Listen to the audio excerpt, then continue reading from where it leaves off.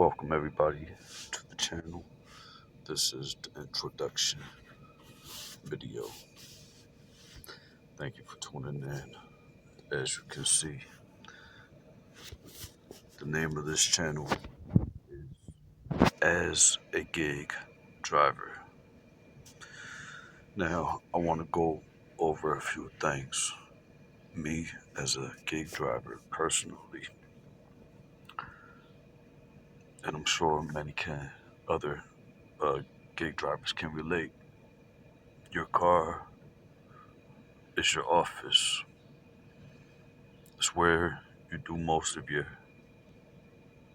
thinking and mental organization and everything, and of course keeping your car clean, to have a good reputation for your business. You have to be business minded. So sometimes you're in your office cleaning, organizing, mental organizing, taking notes, writing stuff down in a notebook, things you just have to do, not only work related, but in your life, maybe a grocery shopping list, food items that you need at home, and everything like that. Uh, Finding other ways to make money, other apps, other avenues, starting your own business, lawn care, uh, window cleaning, different things like that. Uh, Scrap metal recycling. There's other ways to make money. You always got to be open to more opportunities and make yourself, uh, objective, to be allowed and given more opportunities as you do want to grow your business. So, as a gig driver, we are, um, supposed to, supposed, supposed, supposed to be taking advantage and using it as a bridge to be more self-reliant, having your own business, because you can't always fully depend. You never know when you could wrongfully be deactivated or something like that, right? So it's best to use a gig economy as a temporary hustle, even if you're doing it for, a long amount of years. Uh, I've been taking advantage of it for probably about 5 years now. But the ultimate outlook is you want to be as self-reliant as possible, to the point where your income, uh, the money that you make, is reliable, and you don't have to worry about things like being deactivated. For example, if you have your own window cleaning business, oil change, tire fixing, or lawn care, tree business, or whatever it is, if you have 20 clients or customers and one of them can deactivate you, but you still have the 19, so only a small percentage of your income, and you could replace that lost customer with another one and continue building to customer 21 to 25, and grow your business. And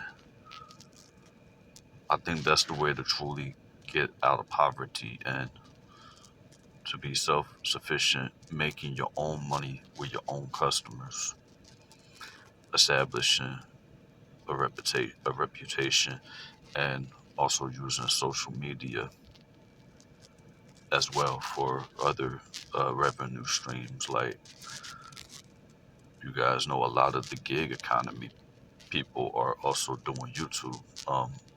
And YouTube, YouTubers make money depending on the amount of views, the influence that they have, knowledge that they share, and everything like that, guys.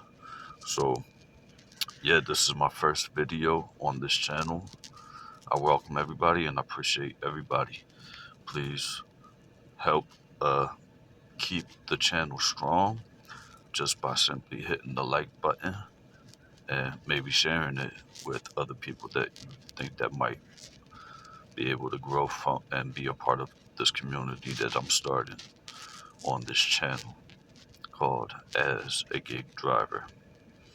So as I was just taking notes in my phone, that I'm referring off of right now, I was just typing my thoughts away, and that's the first thing I wrote, as a gig driver. And I was going to explain, how your car is your office and everything. But I said, you know what?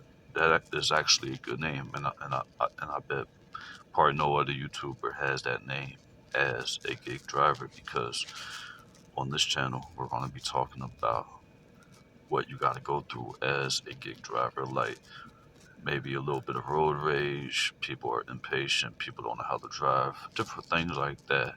And then the actual service from the vendor to the customer, and you basically are the mediator, uh, you know, that's bringing from the restaurant to the customer. So even when you're in your car is your office. Sunshine is very good in the car. You got windows all around you, so if you don't have tinted windows, but you know, you're soaking in the vitamin D. The vitamin D is always going to give you positivity, mental. You know what I mean?